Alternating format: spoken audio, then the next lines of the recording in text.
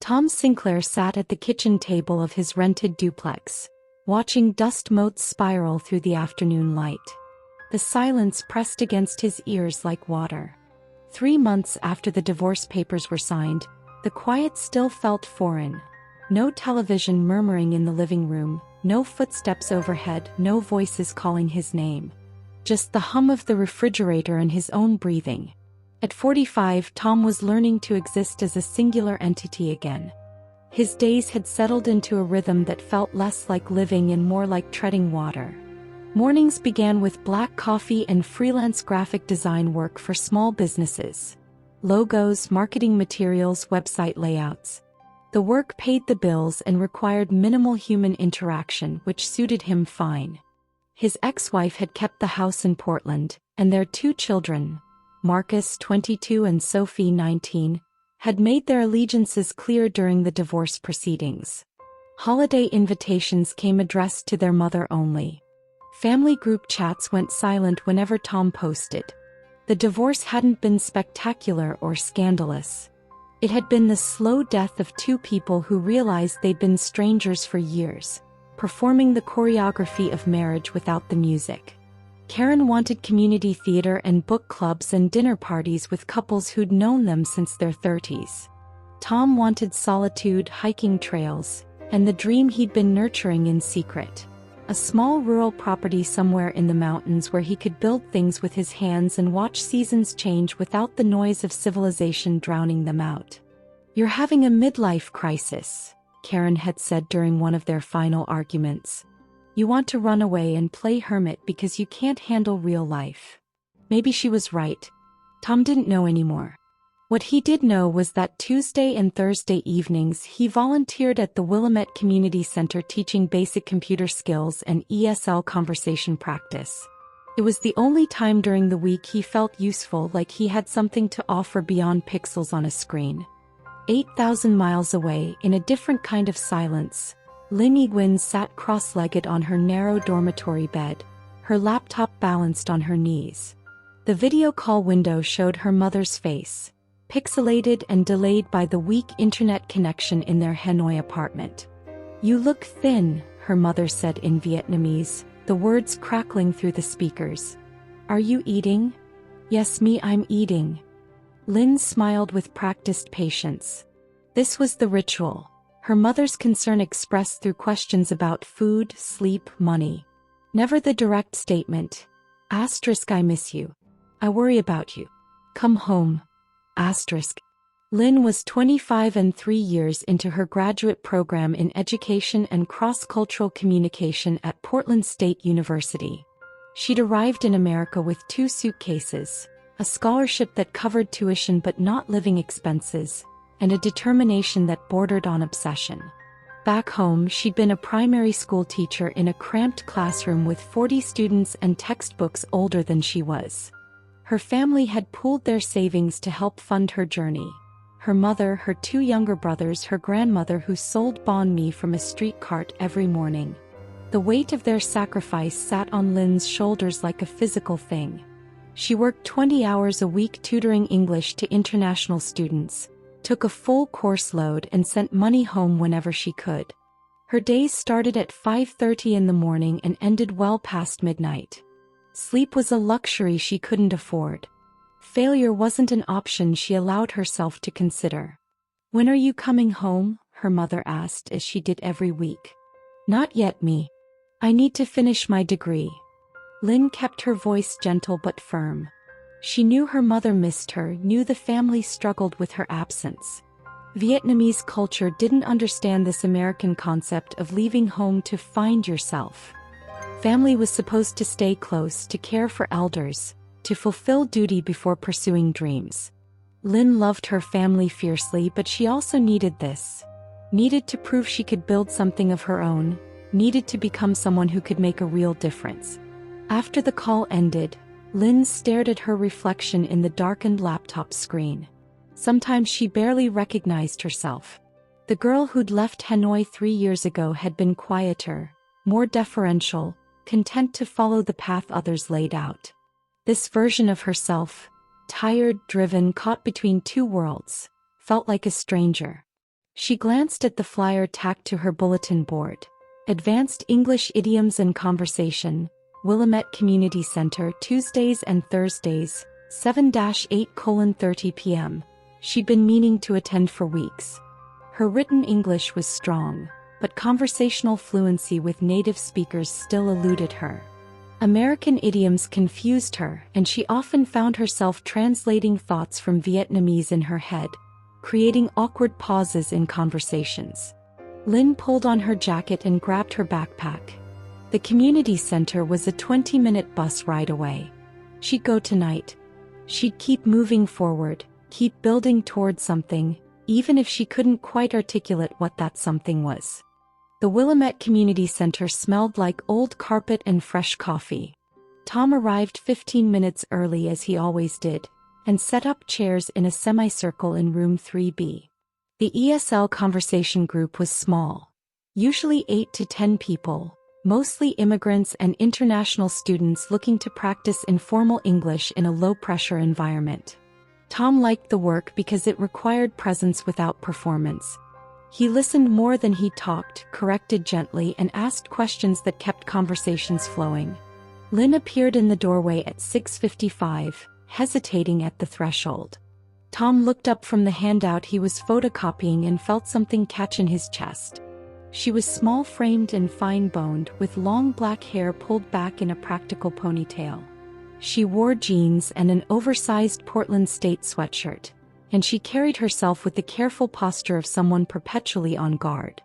"Is this the idioms class?" she asked, her accent softening the consonants. "It is. Come on in." Tom smiled and gestured to the empty chairs. "I'm Tom. I'll be facilitating tonight." "Lynn." She moved into the room with quiet steps and chose a seat near the back, pulling a notebook and pen from her backpack with methodical precision. The class filled in slowly. A Russian engineer, 2 Somali sisters, a Japanese exchange student, an elderly Korean man.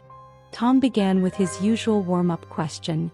"What's an English phrase you heard recently that confused you?" The Russian engineer mentioned "break a leg."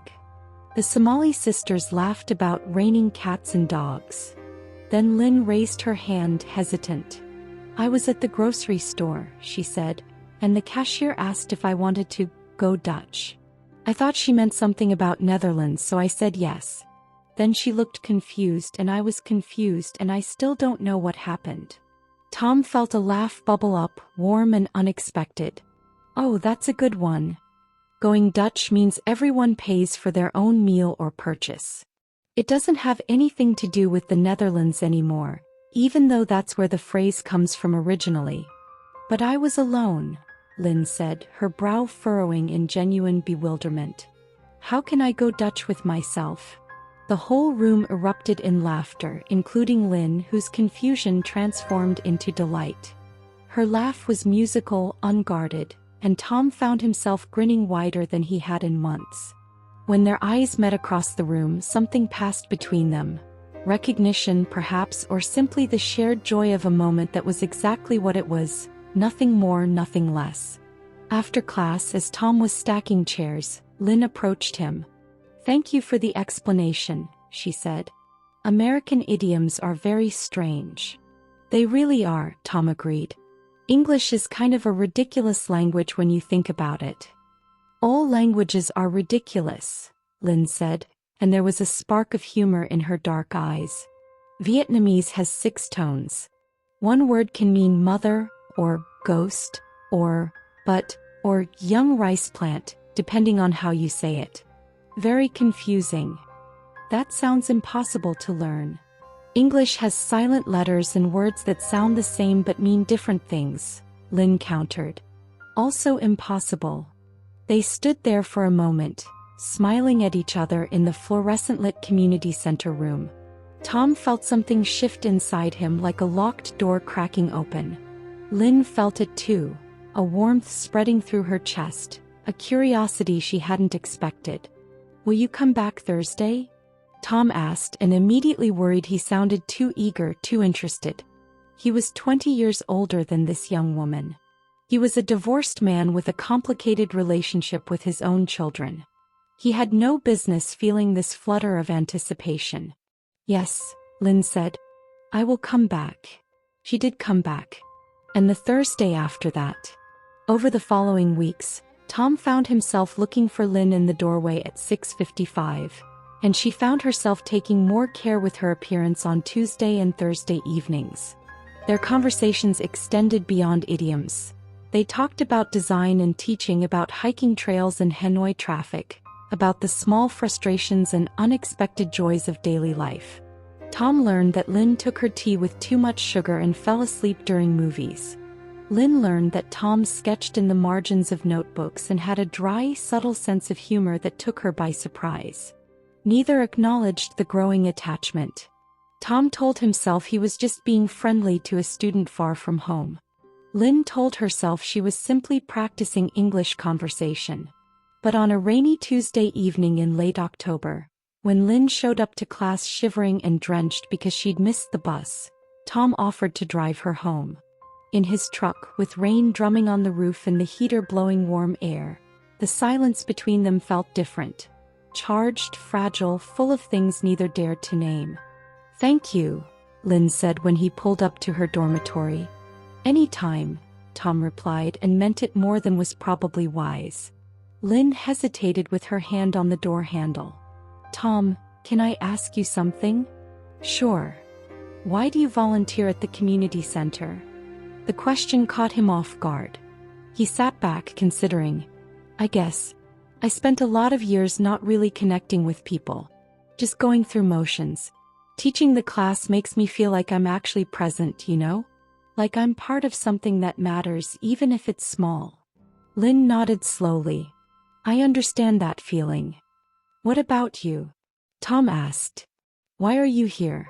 In Portland, I mean. You could have studied in Vietnam." "Because I needed to prove something to myself," Lynn said quietly. "In Vietnam, my family decides many things. Where I work, how I live, who I should marry. Coming here was the first choice I made that was only mine." Tom understood that. He understood the need to choose, to define oneself outside the expectations and identities others assigned. They sat in the truck for another 20 minutes, talking in the dark, and when Lynn finally went inside, Tom drove home feeling less alone than he had in years. By December, the Tuesday and Thursday classes had become the axis around which both their weeks revolved. They started meeting for coffee on Saturday afternoons. Just as friends, they told themselves, though the boundaries of friendship were becoming increasingly blurred. Tom introduced Lynn to hiking. They drove to Silver Falls State Park on a clear December morning, and Lynn experienced the wet, green silence of an Oregon forest for the first time. She marveled at the size of the trees, the way moss covered everything, the sound of waterfalls echoing through the canyons. Tom watched her face light up with wonder and felt his chest constrict with an emotion he wasn't ready to name. "In Vietnam, we don't have forests like this," Lynn said, tilting her head back to look at the canopy. "Everything is more crowded. Louder. Do you miss it?" Tom asked. "Every day," Lynn admitted. "But I also love being here. Is it possible to belong in two places and neither place at the same time?" "I think so," Tom said. "I think that's probably how most people feel, even if they never leave their hometown." They talked about loneliness that day, the specific loneliness of being a middle-aged divorced man, the different but equally sharp loneliness of being a young woman alone in a foreign country. They talked about family expectations and personal ambitions, about the guilt that came with choosing yourself over others' needs. "My children don't really speak to me anymore," Tom confessed as they sat on a fallen log near the Trail of 10 Falls. "After the divorce, they chose their mother's side. I don't blame them. I left even though staying was killing me slowly." "Family is complicated," Lynn said softly. "In Vietnamese culture, family duty is everything. When I told my parents I was coming to America, my mother cried for days. She said I was abandoning them." "Did you feel like you were?" "Yes," Lynn whispered. "And I came anyway. Does that make me a bad daughter?" "No," Tom said firmly. "It makes you human." The hope between them grew quietly like moss on trees, almost imperceptible day by day, but undeniable in aggregate. Tom found himself thinking about Lynn at odd moments, while designing a logo, while cooking dinner, while lying in bed at night. He imagined conversations they might have, places he wanted to show her, the sound of her laugh. Lynn found her thoughts drifting to Tom during lectures and late-night study sessions. She wondered what he was doing, whether he thought about her, whether this warmth in her chest when they were together was what Americans meant when they talked about falling in love. But with the hope came fear, sharp and insistent. Tom was acutely aware of their age difference, of how it would look to others. A 45-year-old divorced American man with a 25-year-old Vietnamese graduate student. The optics were terrible. People would make assumptions about his motives, about her reasons. His children, if they knew, would see it as confirmation of everything they already believed about him. That he was selfish, that he was having a midlife crisis, that he couldn't handle reality. Lynn feared the judgment too, but from a different angle. Vietnamese students on campus gossiped in rapid whispers that Lynn tried to ignore. She heard the words gold digger and green card muttered behind cupped hands. She saw the knowing looks when she mentioned an American friend. The shame burned in her stomach, even though nothing improper had happened between her and Tom. Even friendship felt like a betrayal of cultural expectations. The unspoken rule that Vietnamese women, especially unmarried ones, should be careful about relationships with foreign men. On a Friday evening in January, Tom invited Lynn to dinner at his duplex.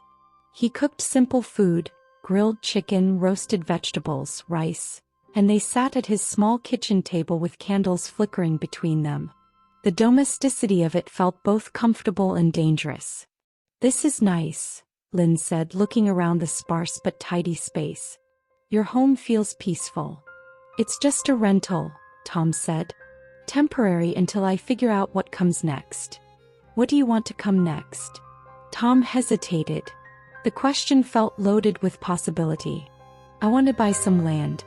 Maybe in eastern Oregon, somewhere rural. I want to build a small house, grow a garden, live simply." It sounds stupid when I say it out loud. "It doesn't sound stupid," Lynn said. "It sounds like a dream." "What's your dream?" Tom asked. Lynn set down her fork, her expression thoughtful. "I want to create educational programs that bridge cultures. I want to help people understand each other better. I think so many conflicts come from not understanding, from assuming everyone thinks the same way you do." "That's a beautiful dream," Tom said, and he meant it. They cleaned dishes together, their arms brushing in the small kitchen space. The physical proximity made Tom's pulse quicken. When Lynn reached up to put a plate in the cupboard and her sweatshirt rode up, exposing a strip of skin at her waist, Tom forced himself to look away. This was dangerous territory. She was his student in a way. She was young enough to be his daughter. The power dynamics were all wrong. But then Lynn turned to him, her dark eyes serious and searching, and asked, "Tom, why do you look at me like that?" "Like what?" "Like you're afraid of me." "I'm not afraid of you," Tom said. "I'm afraid of myself." "Why?" He took a breath. "Because I'm 20 years older than you. Because I'm divorced and damaged and probably not capable of being what anyone needs. Because you deserve someone young and ambitious and uncomplicated, and I'm none of those things." Lynn stepped closer and Tom's breath caught. "What if I don't want those things?" she whispered. "What if I want someone who understands what it means to feel lost? What if I want someone who listens?" "Lynn, I'm not asking you to promise me anything," Lynn said quickly. "I'm just asking, can we be honest about this? About what's happening between us?"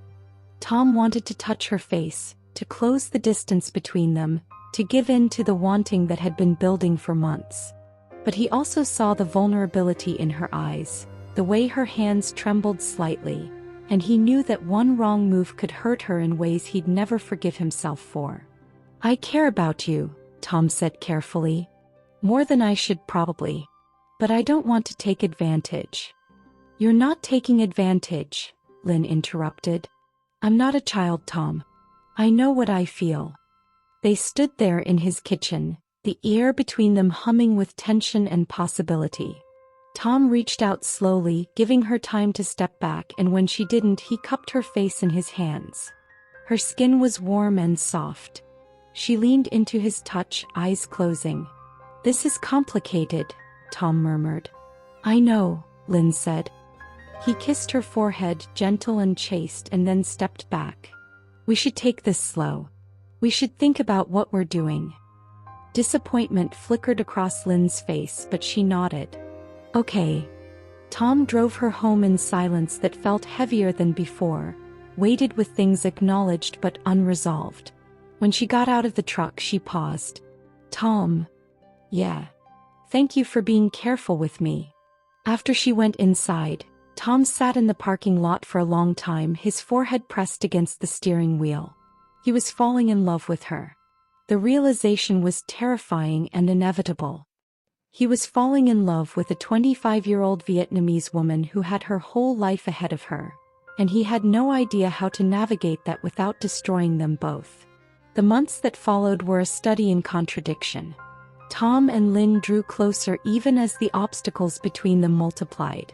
They were careful in public, maintaining appropriate distance at the community center, meeting as friends for coffee or hikes.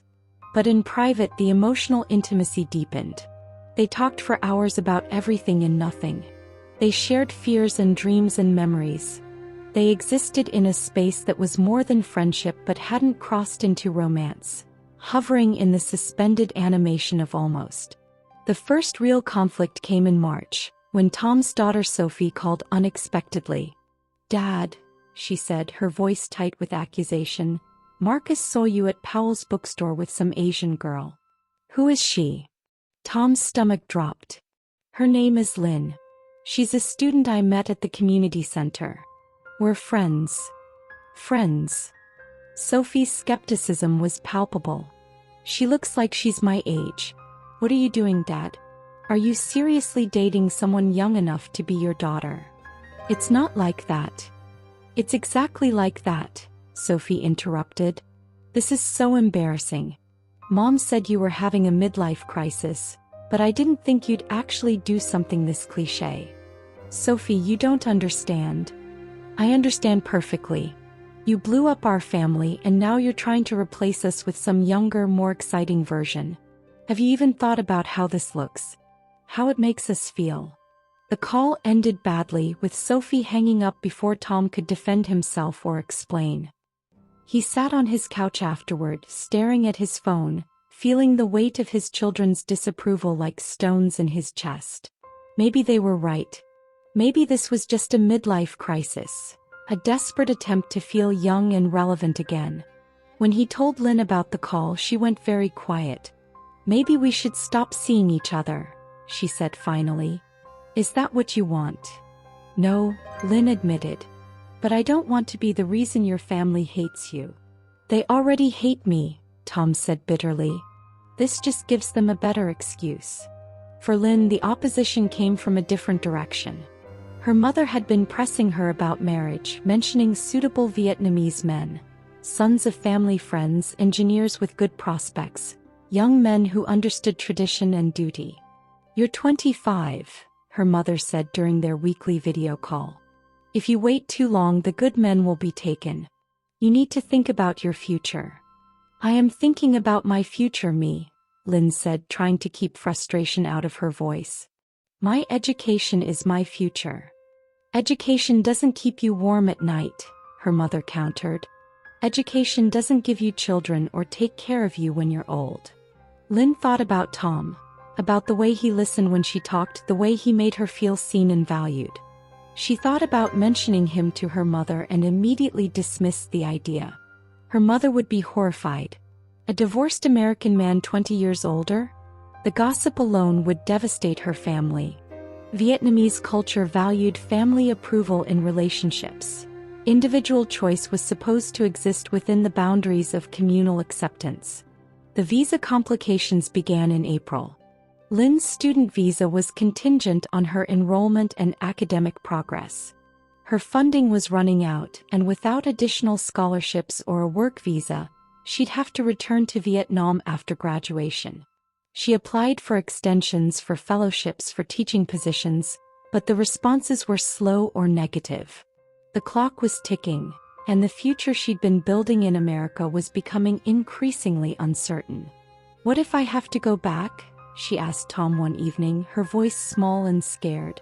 They were sitting in his truck overlooking the city, lights spreading out below them like fallen stars.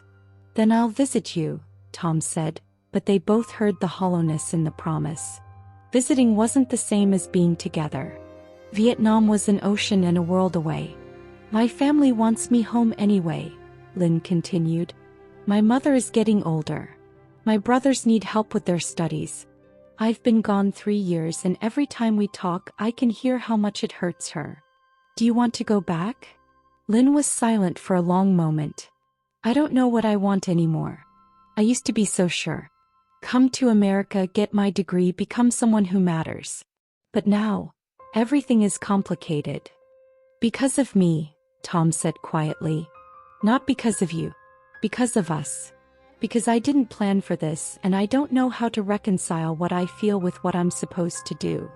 They sat in heavy silence, both aware that loving each other had created a problem neither knew how to solve. Tom couldn't ask her to stay. What right did he have to derail her dreams and obligations? Lynn couldn't ask him to wait. What if she went back to Vietnam and never returned? What future could they possibly have together when their lives were moving in opposite directions? The jealousy came unexpectedly. Tom attended a community center fundraiser in May and saw Lynn talking animatedly with a young Vietnamese man, a graduate student she introduced as Phong. They laughed together in Vietnamese, their conversation quick and fluid, full of cultural references Tom couldn't follow. He felt suddenly old and out of place, aware of everything he couldn't offer her.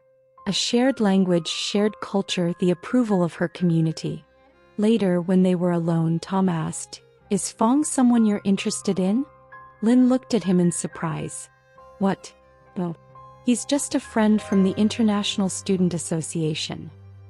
He seems more appropriate for you. Same age, same background. Your family would probably approve." "Tom, are you jealous?" "I'm being realistic," Tom said, but the tightness in his voice betrayed him. "I'm 45 years old. I can't give you the things someone like Phong could." Lynn's eyes flashed with anger, a rare display of emotion from someone usually so controlled. "You don't get to decide what I need or want.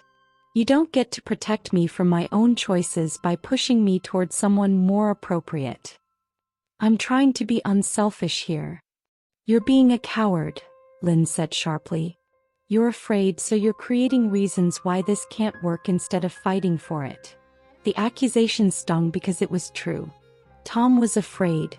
Afraid of failing again, afraid of hurting her, afraid of the judgment and complications and pain that seemed inevitable. For Lynn, the jealousy manifested differently. A divorced woman named Angela had started attending the Tuesday evening classes, and she and Tom had an easy rapport. Two Americans of similar age with shared cultural references. Lynn watched them laugh together about some television show she'd never seen, and felt a sharp, unfamiliar pain in her chest. She could never be what Angela was. American, age-appropriate, uncomplicated. She would always be the foreign student, the younger woman, the one people looked at with suspicion and assumptions. By June, the weight of obstacles had created a distance between them that neither knew how to bridge. They still met, still talked, but the ease had evaporated. Every conversation was underlaid with awareness of everything working against them. Cultural differences, family opposition, visa complications, age gaps.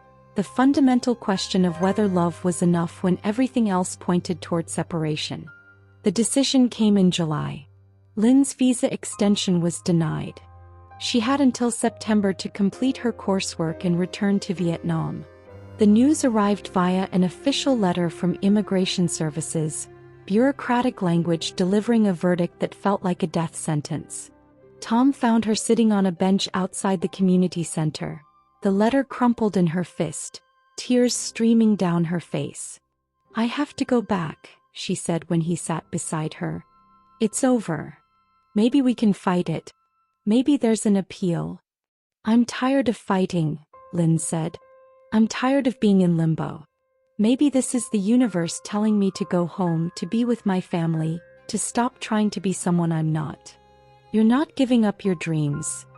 "What dreams, Tom?" "The dream of being perpetually exhausted and broke and judged. The dream of disappointing everyone who matters to me. Some dreams aren't meant to come true." They sat in silence as the summer evening darkened around them. Tom wanted to say he loved her, wanted to beg her to stay, wanted to promise they'd find a way. But the words stuck in his throat. What right did he have to ask her to sacrifice for him when he couldn't offer her certainty or security? The last 2 months passed in a blur of preparation and avoidance. Lynn packed her belongings, said goodbye to professors and friends, and completed her final projects with mechanical efficiency. She and Tom saw each other less, both retreating into the protective shells that had served them well before they'd met. The pain of impending separation was too acute to bear in close proximity. Their final evening together came on a Thursday in late September. Tom picked Lynn up from her dormitory, her suitcases already loaded into his truck to take her to the airport the next morning. They drove to the coast, a 2-hour journey in silence broken only by the radio playing songs neither of them heard. They walked on Cannon Beach as the sun set, the iconic haystack rock silhouetted against orange and pink sky. The Pacific Ocean stretched endlessly before them, cold and gray and beautiful. "I'm going to miss this," Lynn said, her voice barely audible over the waves. "The ocean. The forests. The space. Vietnam doesn't have this kind of open space." "I'm going to miss you," Tom said, and finally let himself admit the full truth. "I love you. I know I shouldn't, I know the timing is terrible and we have no future, but I love you anyway." Lynn turned to him, tears shining in her eyes. "I love you too. That's what makes this so hard." They stood there on the beach, the wind whipping Lynn's hair around her face, the last light fading from the sky. Tom memorized the moment. The way she looked at him, the sound of her breathing, the feeling of her hand in his. He knew he'd replay this scene in his mind for years to come, would trace the contours of this loss like a scar he couldn't stop touching. "What if I came to Vietnam?" Tom asked suddenly. "What if I visited?" "And then what?" Lynn asked gently. "You visit for a week, maybe 2? Then you leave and we do this all over again?" "Tom, we can't build a life on temporary visits. So this is it? We just say goodbye and pretend this never happened?" "We say goodbye and remember it happened," Lynn said. "We remember that for a little while we had something beautiful. That has to be enough." But it wasn't enough. Tom knew it wasn't enough even as he drove her to the airport the next morning, even as they stood in the departures terminal with her suitcases at her feet, even as she hugged him one last time and whispered, "Thank you for seeing me." He watched her walk through security, watched her pause and look back one last time, watched her disappear into the crowd of travelers. Then he walked back to his truck, sat in the parking structure and cried for the first time since his divorce. In the months that followed, Tom tried to resume his life. He took on more freelance work, spent longer hours hiking, attended the community center classes even though every Tuesday and Thursday reminded him of what he'd lost. His children didn't call. His ex-wife sent a brief email checking that he was okay, which felt more like surveillance than concern. He was existing, not living. The duplex felt emptier than before. The coffee shops where he and Lynn had talked felt haunted. Even the hiking trails held memories of her wonder at the tall trees, her laugh echoing in the canyons. Lynn returned to Hanoi and stepped back into the life she'd left 3 years earlier. She moved back into her family's apartment, helped her mother with cooking and shopping, tutored her brothers in English. She found a teaching position at a private language center and threw herself into curriculum development with the same intensity she'd applied to her graduate studies. Her family was happy to have her home, but they didn't understand the person she'd become. They asked why she was so quiet, so distant. Her mother pushed harder about marriage, introducing her to eligible men who seemed polite and appropriate and completely wrong. Lynn missed Tom with an ache that didn't diminish over time. She missed their conversations, missed the way he listened like her words mattered, missed the quiet companionship that had felt like home. She dated briefly. A young doctor her mother approved of, an engineer from a good family. But none of them understood her references to American culture, none of them asked about her dreams, none of them looked at her the way Tom had. She realized slowly and painfully that she'd left part of herself in America. The person she'd become in Portland didn't fit comfortably back into Vietnamese expectations. She was caught between worlds, belonging fully to neither. 7 months after Lynn returned to Vietnam, Tom made a decision. He sold his graphic design business, broke the lease on his duplex and bought a one-way ticket to Hanoi. It was impulsive and terrifying and possibly the stupidest thing he'd ever done. He had no plan beyond finding Lynn, no guarantee she'd want to see him, no idea if love was actually enough to bridge all the obstacles they'd faced before. But he was tired of being careful. He was tired of protecting himself from pain by avoiding possibility. He found her on a Wednesday afternoon at the language center where she taught. He'd gotten the address from a former student, had practiced what he'd say in a taxi that crawled through Hanoi's chaotic traffic. When he walked into the reception area, the staff looked at him with curiosity and confusion. A tall American man with a backpack and determination in his eyes. "I'm looking for Lynn Nguyen," he said. "Is she teaching right now?" The receptionist made a phone call, spoke rapid Vietnamese, then gestured toward a hallway. "Room 7. Class finishes in 5 minutes." Tom waited outside the classroom, his heart hammering. Through the small window in the door, he could see her teaching, animated and engaged, gesturing as she explained something to a room full of attentive students. She looked different here, more confident somehow, more fully herself. When the class ended and students filed out, Tom stepped into the doorway. Lynn was erasing the whiteboard, her back to the door. He said her name quietly. "Lynn." She froze, then turned slowly. The marker fell from her hand. "Tom."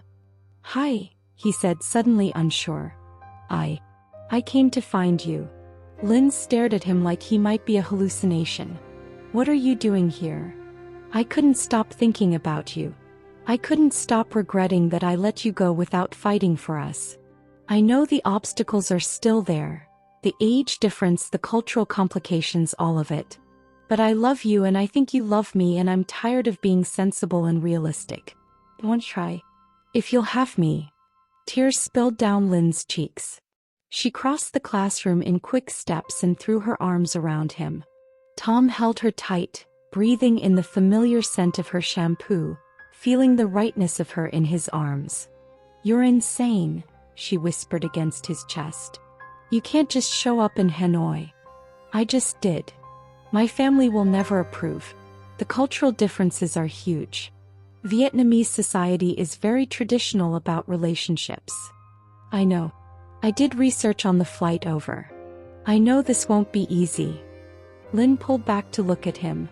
"Then why did you come?" "Because easy isn't the same as right. Because I'd rather try and fail than spend the rest of my life wondering what if. Because you're the first person in 20 years who made me feel like I was fully alive." Tom cupped her face in his hands. "I'm not asking you to come back to America. I'm not asking you to choose between me and your family. I'm just asking for a chance to figure this out together. What about your life in Portland? Your work? Your children?" "My children don't speak to me anyway. My work is freelance, I can do it from anywhere. And my life in Portland was half-lived. This feels more real than anything I've done in years." They talked for hours that evening, sitting in a small cafe near the language center, Vietnamese conversations flowing around them. Tom was overwhelmed by the noise, the heat, the unfamiliarity of everything, but Lynn's hand in his anchored him. Meeting Lynn's family was as difficult as they'd anticipated. Her mother was polite but cool, her dark eyes assessing Tom with obvious skepticism. The age difference was discussed, as were concerns about cultural compatibility and Tom's divorced status. But Tom showed up consistently, learned basic Vietnamese phrases, asked respectful questions about family traditions, and demonstrated through action rather than words that his intentions were serious. Slowly, grudgingly, Lynn's family began to soften. Her younger brothers liked that Tom helped with their English homework. Her mother appreciated that he insisted on participating in family meals and chores, that he didn't expect to be served or deferred to. Her grandmother, who'd been the most skeptical, told Lynn one day that Tom had good eyes, a Vietnamese way of saying he looked at Lynn with respect and love. Tom rented a small apartment in Hanoi and found remote freelance work with American companies. The adjustment was hard. The language barrier, the heat and humidity, the cultural misunderstandings that cropped up daily. But Lynn was there, navigating him through it, teaching him, laughing with him when he made mistakes. Lynn, for her part, felt more whole than she had in months. Having Tom in her world, seeing him try to understand her culture and family, gave her permission to embrace both sides of herself. The Vietnamese daughter and the woman who'd studied abroad, the person who valued tradition and the person who chose her own path. They married in a small ceremony 6 months later. A blend of American and Vietnamese traditions that satisfied neither culture completely but felt right to them. Lynn wore both a white dress and an áo dai, the traditional Vietnamese garment. They exchanged rings and served tea to Lynn's parents in the traditional ceremony that acknowledged family bonds and sought blessings. Tom's children didn't attend. Sophie sent a terse congratulations via text. Marcus didn't respond at all.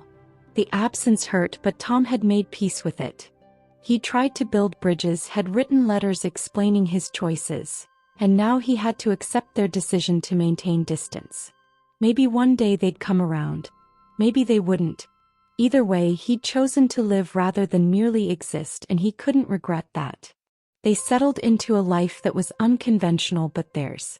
Tom learned to eat with chopsticks, to remove his shoes before entering homes, to navigate the social hierarchies and communication styles that Vietnamese culture demanded. Lynn taught him that Vietnamese people often showed love through actions rather than words, through preparing favorite foods and asking if you'd eaten, through worry expressed as criticism. Lynn, in turn, learned to accept Tom's American directness, his need for explicit verbal affirmation, his individualistic approach to problem-solving that sometimes clashed with her collectivist upbringing. They argued about money and family obligations, about how to balance independence with duty, about whose cultural norms should take precedence in various situations. But they also laughed. About the miscommunications, about Tom's terrible Vietnamese pronunciation, about the stares they received walking hand in hand through old quarter streets. They built a life from compromise and commitment, from choosing each other daily even when it was hard. 2 years after Tom arrived in Hanoi, they sat together on a balcony overlooking the city, drinking tea as motorbikes buzzed past below. Lynn leaned against Tom's shoulder, comfortable and quiet. "Do you regret it?" she asked. "Leaving America? Leaving your old life?" Tom considered the question seriously. He missed Oregon's forests, missed hiking and the familiar rhythms of American life. He missed his children, though he'd learned to carry that grief without letting it define him. But he looked at Lynn, her profile in the fading light, the peace in her expression, and knew his answer. "No," he said. "This is where I'm supposed to be. Even though it's hard, especially because it's hard. The easy things aren't usually the meaningful ones." Lynn smiled and laced her fingers through his. Same but different," she said. The Vietnamese phrase that captured their entire relationship, their blended life, the way they'd made space for 2 cultures, 2 generations, 2 people who'd found each other against all odds. Same but different," Tom agreed.